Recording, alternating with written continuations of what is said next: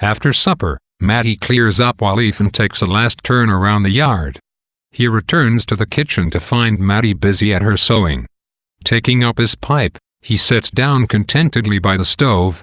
When Ethan calls Maddie in to join him, she sits in Zena's rocking chair, and Ethan suddenly imagines the specter of Zena's face to have appeared in place of Maddie's features.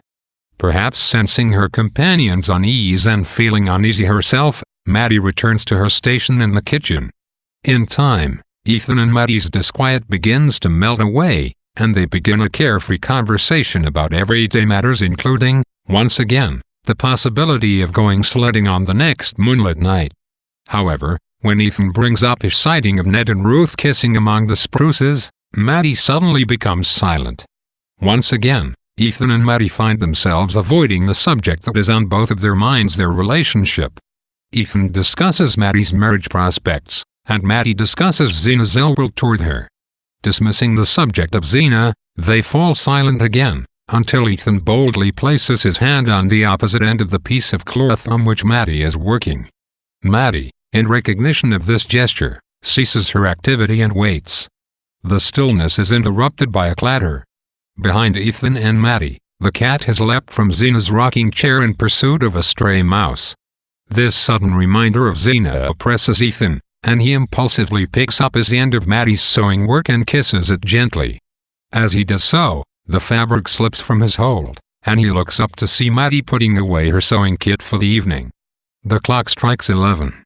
Maddie asks about the fire, and after straightening up the room, she lights a candle and blows out the lamp. As she prepares to climb the stairs, Ethan says good night to her, and she responds in kind.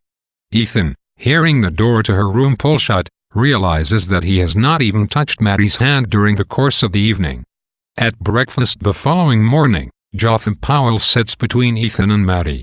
Overnight, the wet snow has turned to sleet, creating poor road conditions and giving the men cause to load the remaining lumber at once, but delay their last actual haul until the afternoon. When Powell heads out to harness up the horses, Ethan and Maddie are left alone again, and Ethan has an urge to say, "We shall never be alone again like this." He stifles it, however, and settles for telling her that he will be home for dinner. In town, after unloading the lumber, Ethan heads to the Edie store in search of some glue to fix Zena's broken dish, but he can't find any there.